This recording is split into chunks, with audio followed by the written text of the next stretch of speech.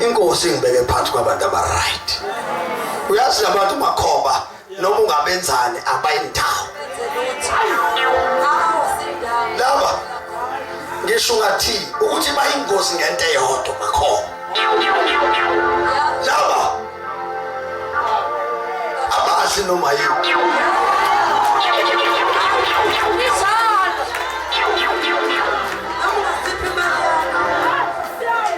siyathula nje ungathi sibona nasithi ungazofuna amen uthi amen siyethulana nje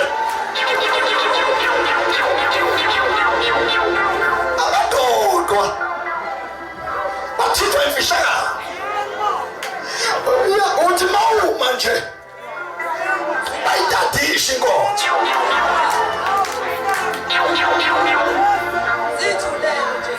wena ungabona ngathi bathuli nje uthi basalethana amen bathi amen ngoba kusho wena bengasho bethulele nje bona bathi amen ngoba kukhona amen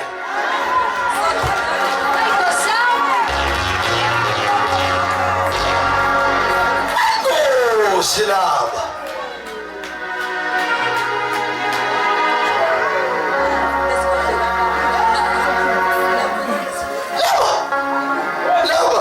laba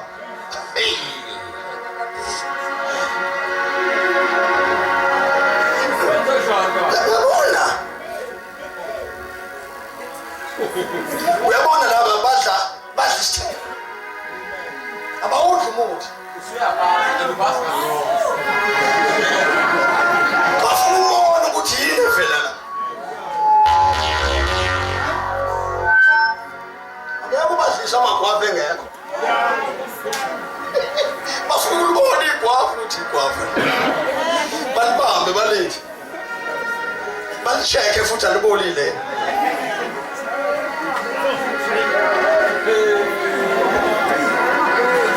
ngisho babuye babesikhulu enkulu ukhuluma amagama amakhulu bathi uthi in Greek word bathi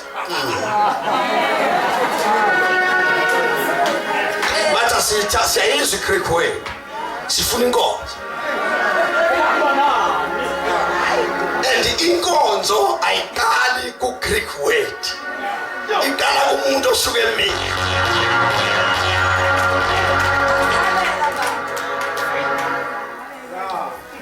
ingozi lento wena mawuzotsho amateneshinayo odinwayo la ephumela eminyaka ediniwe ethi ufuna ukushintsha lento uphuma yilapha abuyabodwa akekho umuntu okhuluma njengalento engiyizwile ahlehle novayo izani lento uyabezothabisa ucabazana nosanele uyabezwa ngoba bathi mangithi ngiyakhuluma ngithi ngizama ukuthi ngishone phakathi ngithi uyabona abazalwane uJesu uyasithanda bathi baba siyazi khona into siyazi John chapter 3 verse 16 ubaba ukhuluma yena manje yo kodwa bafuna ukuzwa baba ukuthi inkosi isaphila na eyinabafana sanibona mantenesha hey nasi ngifuna ukubonisa yona nifunde niyazi nginifundisa kancane uma nifika eChristian Center eDom lapha niyokhonza eDCC ufunda ukwenze nje ungene uphatheni kwenze njani asukuma umfundi wase-Christian Center ashumayele ngesikhathi eshumayela ethi likholekile lelizwi likhuluma 4 times kuwena likhulume kanye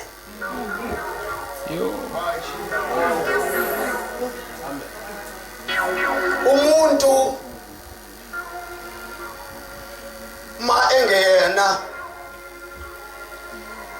kwalendlu use-Christian Center ekhuluma leyo nto ayingakulimazi bese uxoxa nalo ukuthi ayikho le nto engiyibone la. Uyabona nje usuke khona nje wenza la ulimele wena kodwa akalimalanga yena. Ufunele ukhule. Okay. Angazi na verse ni. Romans chapter 12. Yeah. Ubani wamfunda?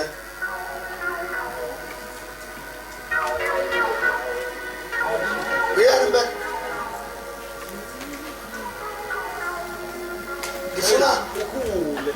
Ngifuna ningabothi senidla ukudla nasutha. Niyazwa? Amen. Kungena impukane emlonyeni bese nifele ukudla ngenxa yempukane.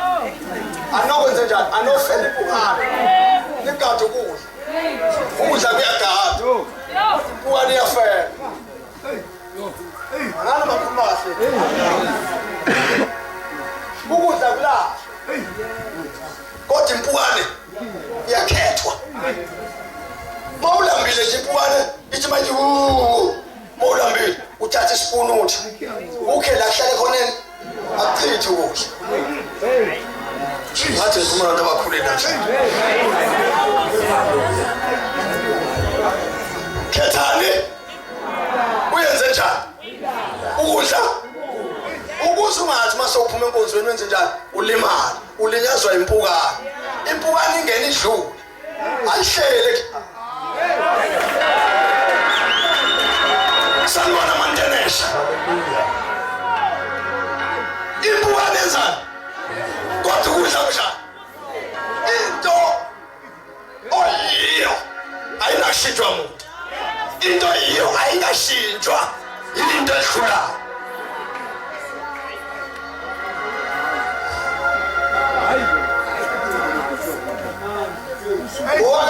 Ngwaqhilize sibo.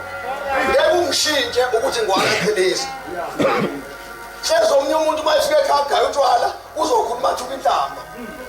Ayingenzi leyo nto ukuthi ngishintshe ukungwaqhilize. Ngoba thuka inhlamba la ekhaya. Ongifundisa manje namhlanje. Uma lo muntu ethuka inhlamba siyambuka sithi uyithukisa ukudalwa. Lizophela ijiki enze njani? Ishoni bese sisala seba yaba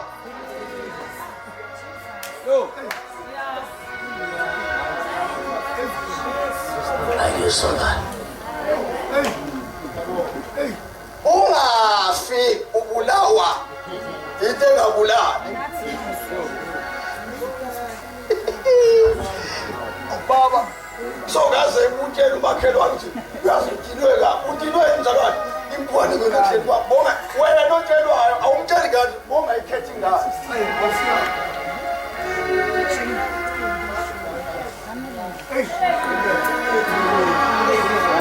kanti spoon uye emanzini lezi spoon esikhipukana uthathe the very same spoon uhlabe ngaso la kanti ukhona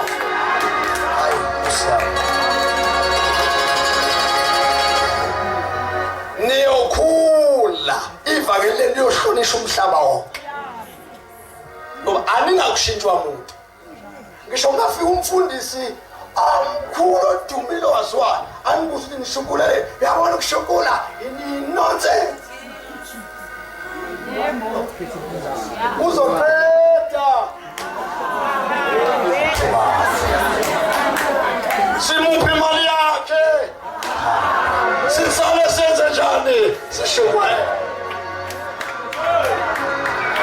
ngoba leti kwa ilathina ivalelelwa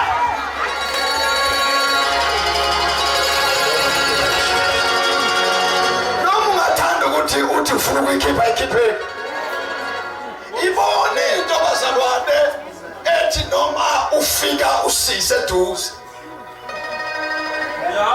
inyama iphelile ikhulume yona phakathi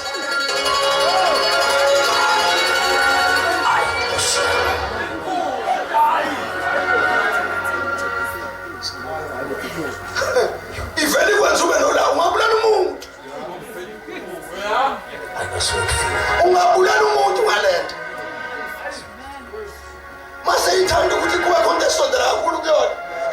wakhipha amaphakethe engazoshawula ufunani amaphakethe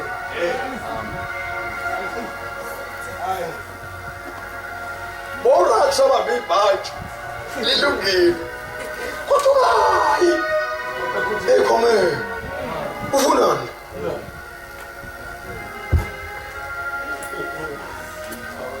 sihlale senze njani